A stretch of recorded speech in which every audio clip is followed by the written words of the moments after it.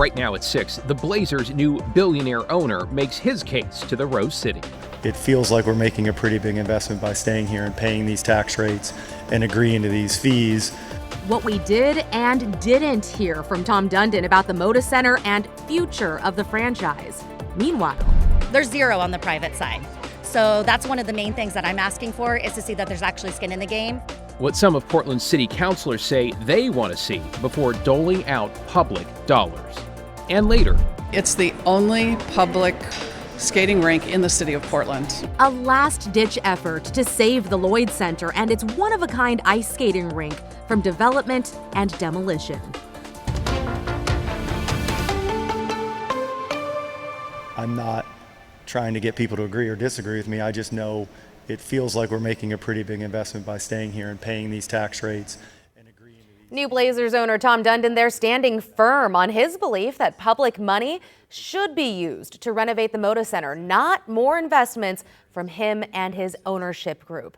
Thanks for joining us. I'm Christine Padawane. And I'm David Moko. Those remarks coming during a Q&A at the Portland Metro Chamber's annual meeting held inside Oregon's aging arena. And keep in mind, the city owns Moda and has to approve a deal by December in order to unlock millions in state funds, and proponents say to keep the Trailblazers from leaving the Rose City. We have live team coverage for you this evening on all things Moda, from Dundon's remarks to some protesters, including city council members, saying the billionaire owner needs to pony up. A lot to get to. Let's begin with Evan Watson, who's followed the funding saga and what we all might end up paying or losing since the very day the Blazers were sold. Evan.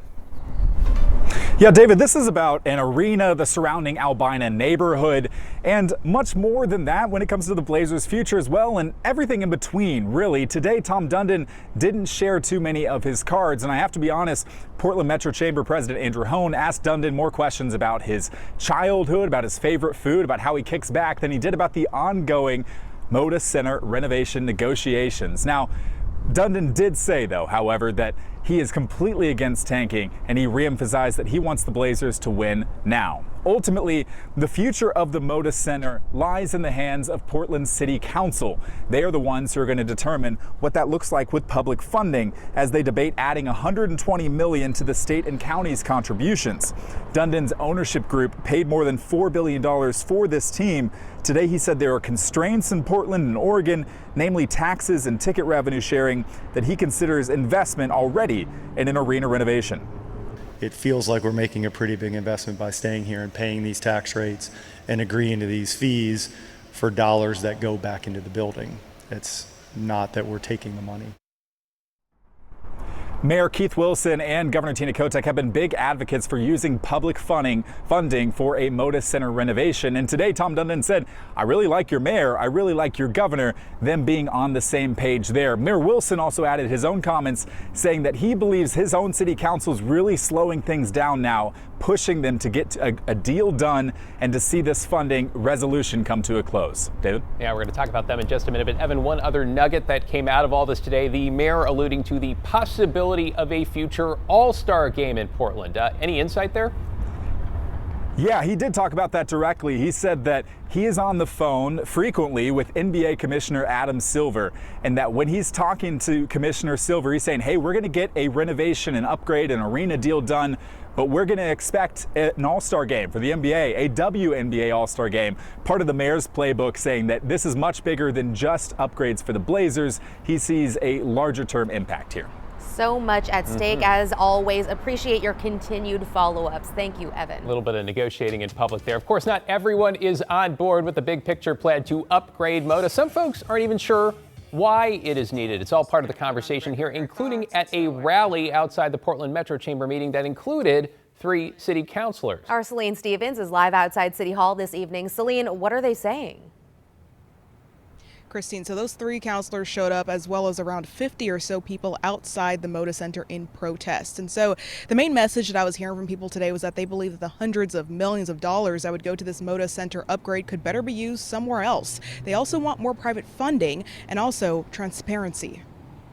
I think no one here wants to see the Blazers leave. It's a matter of how involved is the public in these negotiations. A crowd gathered Wednesday afternoon, rallying against the highly debated Moda Center renovations as the Portland Metro Chamber prepared to kick off their annual meeting with Tom Dundon, owner of the Trailblazers. Well, it's really important as there's a fancy party happening in there that costs $350 per ticket to happen, that there really are the people out here that are being loud and are making voices heard.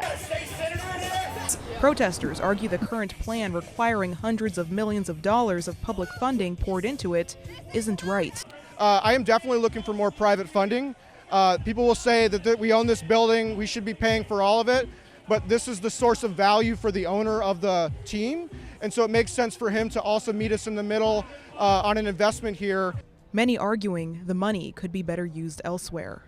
If we're forcing our public school teachers to pay out of pocket to decorate their classrooms and make them feel nicer, why on God's green earth are Portland taxpayers expected to fund a fancy new bar and another luxury locker room remodel inside that arena?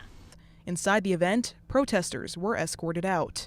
It's really important that we're listening to the constituents. That's a voter-approved ballot measure. Soon after the rally, city councilors attended a work session to discuss the upgrades, with frustration rising for some. I am trying not to be extremely livid right now because we are under an extremely compressed timeline as city councilors. We are being forced to negotiate this in a couple of months. Very obviously a lot of controversy here when it comes to this potential deal. Now, Celine, before we let you go, can you remind us what the timeline looks like here? Christine, so there will be a hearing and public testimony at the end of July to go over the term sheet, which outlines the key economic and control terms of the lease. Then in September, that's when they'll talk lease negotiations. The city says they have until December to get that lease signed, to get that crucial state funding. Back to you. All right, Celine Stevens at City Hall. Appreciate your reporting as always. And as we take another live look at Oregon's aging arena, yes, it's aging. Be sure to check out KGW's digital platforms. We're all aging, by the way, including our free mobile app for in-depth coverage of all the different storylines right now, from the Blazers to the Portland Fire to the future of the historic Albina neighborhood. Can't forget about that. The clock ticking on this one, and we will see what Rip City and City Council do next. So much to consider. Okay, how about we head east now? Take a live look outside from our Skycam in the Dalles, as much of Oregon had yet another hot day today with temperatures up around 90. Nice to see the mountain out there. Chief Meteorologist Matt Spito tracking it all along with a cool down, Matt. It's a big cool down that's going to really make itself known as we go into the weekend, too. And there is rain in the forecast, too. But right now, it's beautiful outside, and temperatures are beginning to ease down. It's still pretty warm at 87, of course. But look at the humidity at 14%. It is really dry air, so that makes it a little easier to take. Right now, we are cooler than 24 hours ago. 4 degrees cooler in Portland, 5 cooler in Scappoose, and as much as 11 degrees cooler up in Chehalis. So this is what's happening. This is just the beginning of the cool down that is on the way. We made 90 again today. In fact, 91 in Portland, 90 in Vancouver, and then down the valley, 90s pretty much throughout Western Oregon, as you can see. This was our 6th 90-degree day of the month. The average is 2. 6, in fact, ties for the second most that we've ever had in the month of June in Portland. So far, rainy days been scarce. Only 2 of those, but we're going to add at least 3 more as we go through the next week or so. There have been thunderstorms today developing mainly in central Oregon here. I've been tracking those, picked up a few lightning strikes. They've settled down right now. But as we go forward into the next several days, it is really going to cool off. Temperatures only in the 70s. We'll talk about that rain in a bit, guys. Back to you. Oh, we definitely need that rain. Thanks, Matt. In your headlines, a Washington County deputy opened fire overnight in Aloha after responding to reports of a man damaging windows at a McDonald's on Southwest TV Highway. It happened just before 1 a.m. The sheriff's office says the deputy fired his gun, but no one was hit. The suspect is now in custody and no word yet on any charges.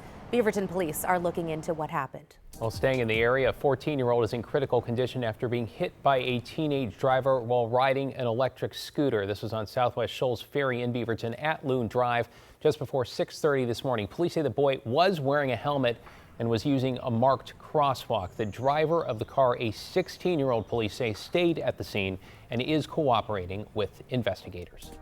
And right now, deputies in Southwest Washington need your help to find a 55-year-old woman who has not been seen or heard from since last Friday. Take a look at your screen. Lori Moore visited a friend in Castle Rock that night, and her last known location was traveling southbound on I-5 in that area. But, since then, there has been no activity on her phone, credit cards, or online accounts. She has not shown up to work and even missed a Father's Day event with family on Sunday. Family members say she has a medical condition affecting her heart. If you've seen her, call the Cowlitz County Sheriff's Office. And Oregon will shell out $49 million to settle a lawsuit over the way the Department of Corrections handled the COVID-19 pandemic. The lawsuit covers around 5,000 people who were in custody between February 2020 and June of 2022. It alleges the state violated Eighth Amendment rights of those in custody by failing to protect them from heightened exposure to COVID. Governor Kotek and the state DOJ decided that settling was in the state's best financial interest. The settlement still needs approval, by the way, from a judge and the state legislature. Developing in southeast Portland, investigators are trying to figure out what sparked a house fire early this morning, one that left 3 dogs dead. No people were home at the time, but neighbors were worried the flames might jump to their homes. Corey Johnson has the story. Portland Fire says 3 dogs died and 1 survived in a fire that completely gutted this home here in southeast Portland early in the morning. It's off of 141st Avenue in the Mill Park neighborhood. Now, Portland fire officials tell KGW when they got there, crews worked quickly to put out those flames. The fire department saying a down power line in the backyard made things much more challenging for firefighters. And there was concern about a disabled person living inside, but thankfully they were not home at the time, but 4 dogs were. 3 were killed in the blaze and 1 was taken to Dove Lewis and is currently getting treatment.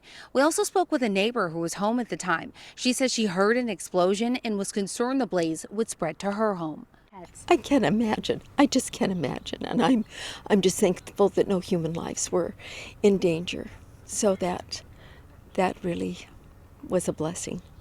That house is a total loss. According to Portland Fire, that blaze is still under investigation. Corey Johnson, KGW News.